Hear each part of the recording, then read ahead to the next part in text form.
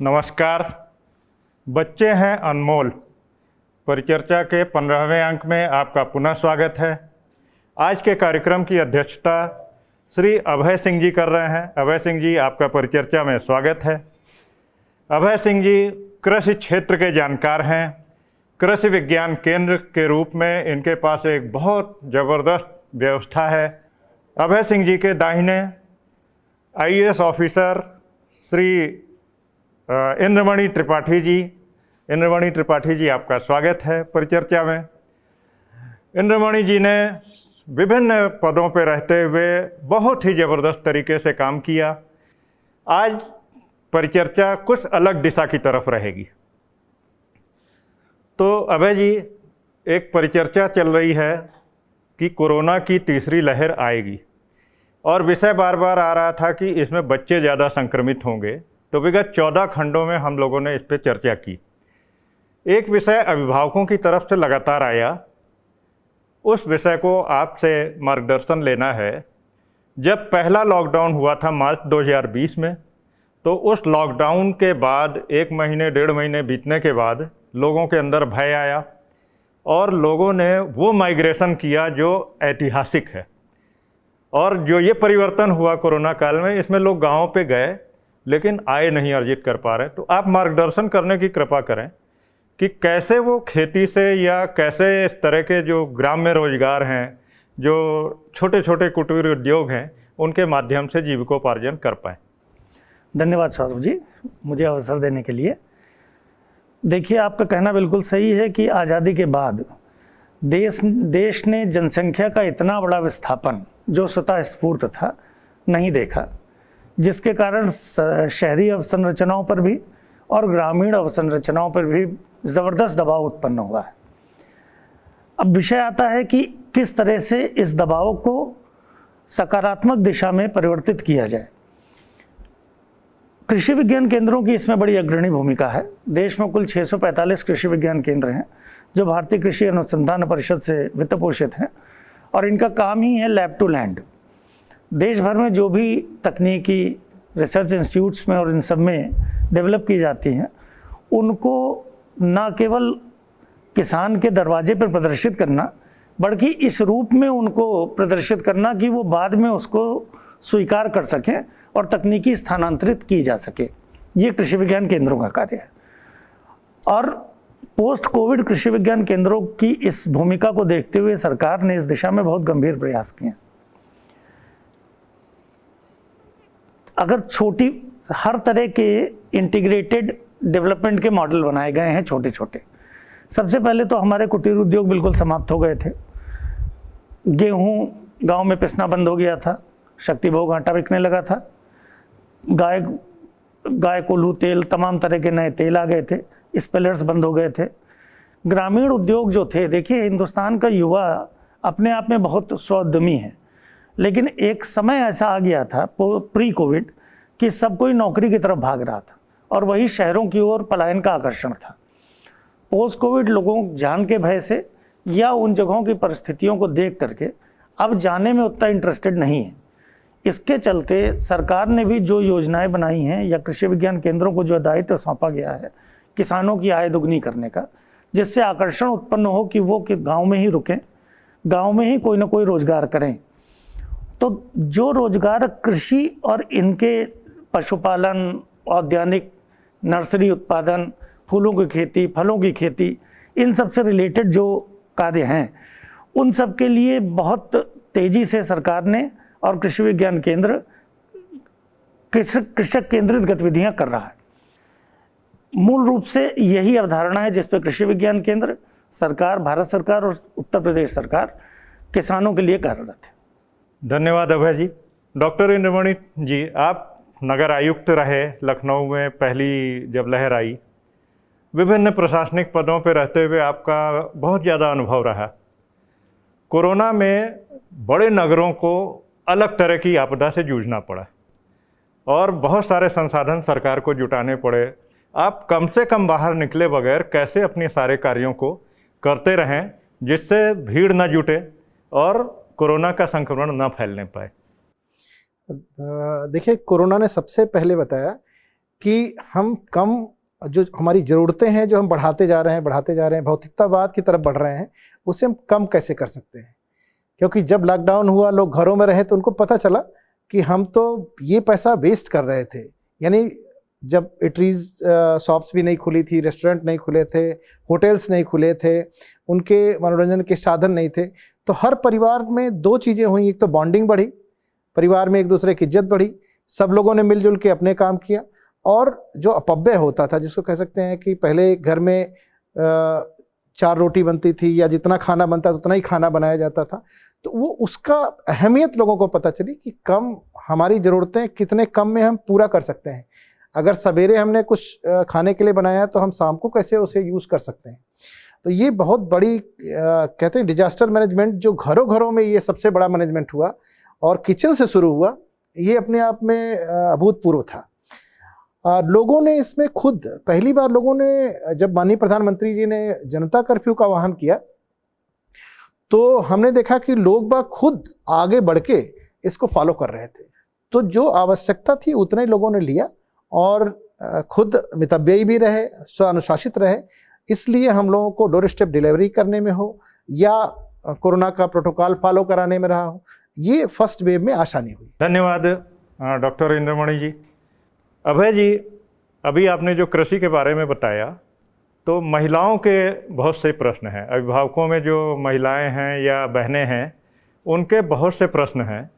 वो कहती हैं कि हम घर में बहुत सारे काम कर सकते हैं, कृषि उत्पाद से जुड़े हुए काम, तरह तरह के प्रोडक्ट बनाने का काम, जो आज ब्रांडिंग हो गई है, उस ब्रांडिंग की वजह से कुटीर उद्योग पूरी तरह से तहस नहस हो गए। इस तरह का कोई विचार क्या भारत में प्रासंगिक होगा? इस विषय में जितना गंभीर प्रयास आज़ादी के पश्चात आज की समय में हो रहा है, फार्मर प्रोड्यूसर ऑर्गेनाइजेशंस के रूप में, एफपीओ के रूप में, उतना कभी नहीं हुआ।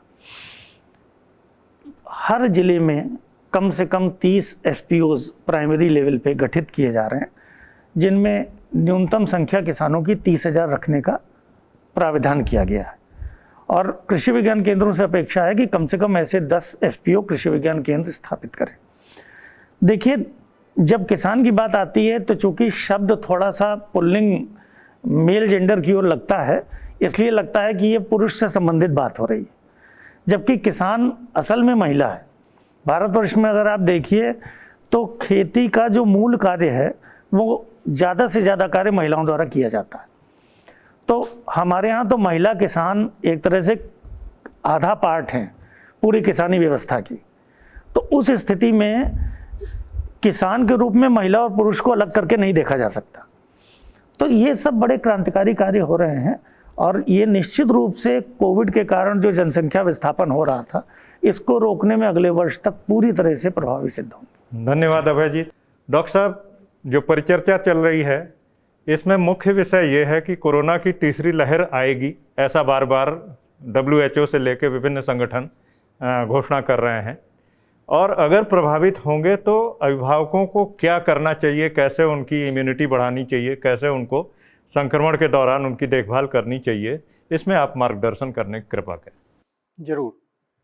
जैसा कि पहला आपका प्रश्न है कि तीसरी लहर आएगी या नहीं, तो इस संदर्भ में जो भी हमारी शोध संस्थान है, पिछले कई दिनों से हम लोग देख रहे हैं, चाहे अंतर्राष्ट्रीय स्तर पर हों या अपने राष्ट्रीय स्तर के हों, सभी का ये अनुमान तो जरूर है कि तीसरी लहर आएगी।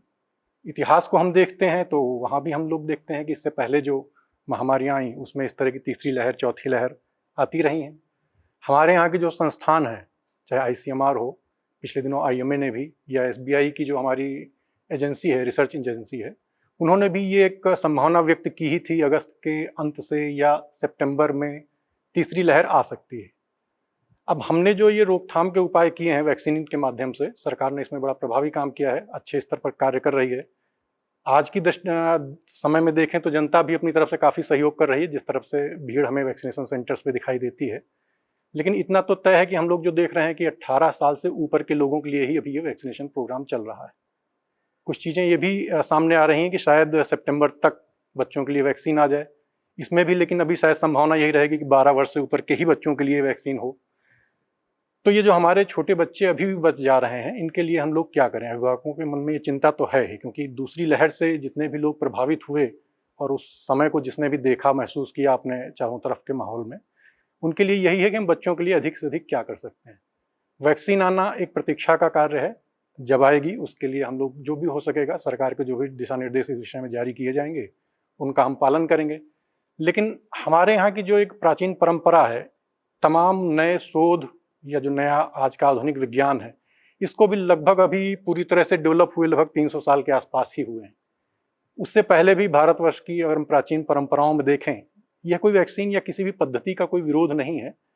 लेकिन हमारे पास अगर हम अपने पुराने इतिहास में देखें, चाहे महाराणा प्रताप हों, चाहे शिवाजी महाराज हों, पृथ्वीराज चौहान हों, ऐसे हमारे बहुत से इतिहास के महायोद्धा, महावीर लोग हैं, जिस समय में ऐसी कोई जो आज उपलब्ध सुविधाएं हैं ये नहीं हुआ करती थी, तो उनके पास अपने जो ये पारंपरिक भारतीय तरीके थे स्वास्थ्य संरक्षण के, उनको ही उस समय प्रयोग में लाया जाता था और उनके कारण ही वो लोग शारीरिक दृष्टि से, मानसिक दृष्टि से विकसित थे और कुशल रूप से संचालक के रूप में हमारे पास इतिहास में उनका वर्णन है ही। तो आज के परिवेश में अगर देखा जाए तो जब वैक्सीन आएगी, जब उसका जो कार्य होगा, जो दिशा निर्देश होंगे, उनका तो पालन किया ही जाएगा। लेकिन उससे पहले जहाँ तक इम्यूनिटी की बात है, क्योंकि हम जानते हैं कि इम्यूनिटी ही इसमें हमारा मेन रोल प्ले करने वाली है। इसी को जैसे आयुर्वेद के शास्त्रों में व्याधि क्षमत्व माना गया है, और व्याधि क्षमत्व के दो कार्य हैं। जो व्याधि उत्पन्न हो चुकी है उसके प्रभाव को कम करना, और नई जो व्याधि उत्पन्न हो सकती है उसको रोकना। तो इस संदर्भ में जब व्याधि क्षमत्व या इम्यूनिटी की बात करें, तो जैसे हमारा सबसे पहले ध्यान जाता है इम्यूनिटी के बारे में ब्लड पे।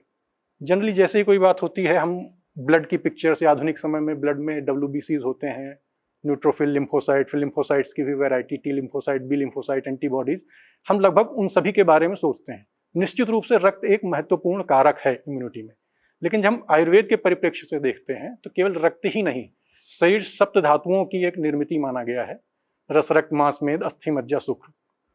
तो केवल रक्त ही महत्वपूर्ण नहीं है, रक्त निश्चित रूप से महत्वपूर्ण है, लेकिन केवल वही अकेला फैक्टर नहीं है। और इसको हम सामान्य रूप से समझ सकते हैं, जैसे कोई व्यक्ति है, पैरालिसिस का अटैक आया हुआ है, पार्किंसन का पेशेंट है, या किसी को डायबिटीज हुआ है, ब्लड प्रेशर हुआ है, जो आज कंट्रोल स्थिति में भी है, तो ये उसकी एक प्रभाविकता के विषय में भी अच्छा हमारे पास डॉक्यूमेंट मिलता है। धन्यवाद डॉक्टर साहब। एक प्रश्न डॉक्टर साहब अभिभावकों की तरफ से बार बार आ रहा है कि हम लोग इसको महत्वपूर्ण मानते हैं कि पुष्य नक्षत्र हो अगर, तो स्वर्ण का लाभ अधिक होता है।